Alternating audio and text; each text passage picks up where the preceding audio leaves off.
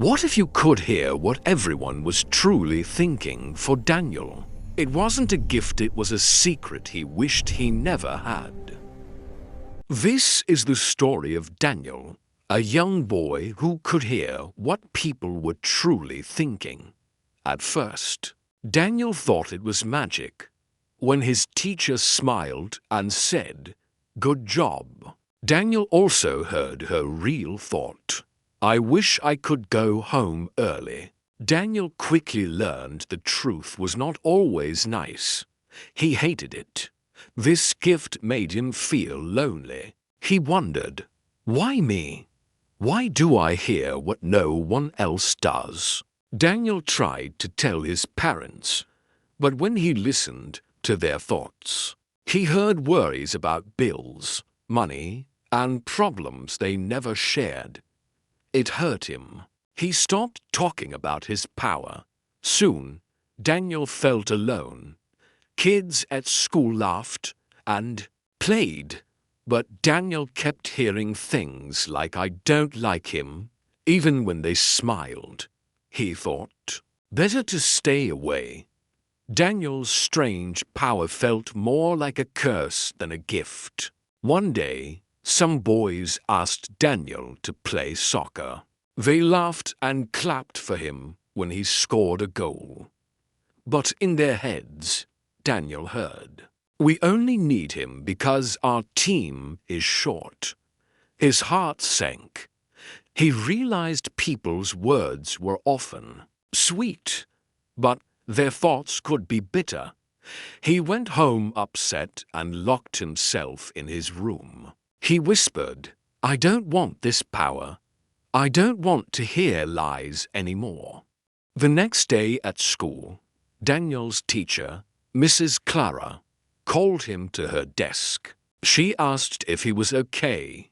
Daniel wanted to say yes, but then he heard her thoughts. "This boy is carrying something heavy. I wish I could help him." For the first time, Daniel heard kindness that was true. He felt warm inside. He realized not all thoughts were cruel. Some were caring and real. Maybe his gift wasn't all bad. One afternoon, Daniel walked to the park. On the bench sat a man with a smile, greeting everyone politely. But when Daniel listened, he heard, "I have no friends. Nobody cares if I disappear." Daniel's chest tightened. He sat near the man and began talking kindly. The man looked surprised, but slowly smiled a true smile. For the first time, Daniel used his gift to help. He thought, maybe I can use this for good. But the more Daniel used his power, the heavier it felt. Everywhere he went, he heard pain, jealousy, anger, and secrets. Even children carried hidden fears. Daniel couldn't sleep at night because the voices kept echoing in his mind. He covered his ears, but thoughts had no sound. He cried, "Please, just be quiet." Daniel wanted peace. His gift was both a blessing and a punishment. He wished he could choose when to hear. One day, Daniel met a new boy named Sam. They started playing together. Sam laughed honestly, with no hidden feelings.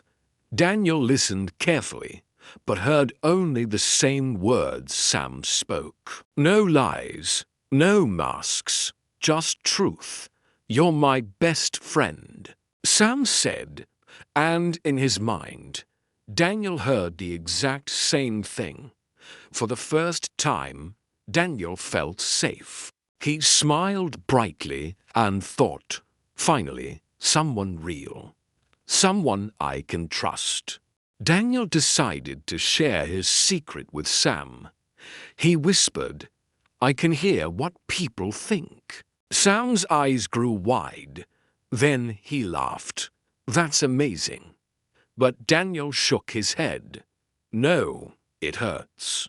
People pretend to be kind, but their thoughts are not. I don't want this gift. Sam thought for a moment and said, Daniel, maybe you're meant to use it wisely. Not everyone gets such a power. Maybe it's your path. One evening, Daniel saw a group of kids bullying a smaller boy. They said, "We're just joking." But in their thoughts, Daniel heard, "We enjoy making him cry." Daniel's fists tightened. He stepped forward and shouted, "Stop it." The bullies laughed, but Daniel looked into their eyes. "I know what you really think." The bullies froze, scared. Daniel helped the smaller boy up for the first time. Daniel chose to use his power with courage. Daniel finally understood. His gift wasn't about hearing lies or painful truths. It was about choosing what to do with them. He could ignore, hide, or complain. Or he could help, protect, and heal.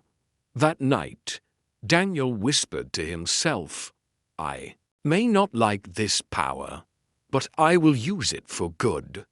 He smiled for the first time. Daniel didn't feel cursed. He felt strong. His heart was at peace, and so was his mind. Please like and subscribe for more interesting stories.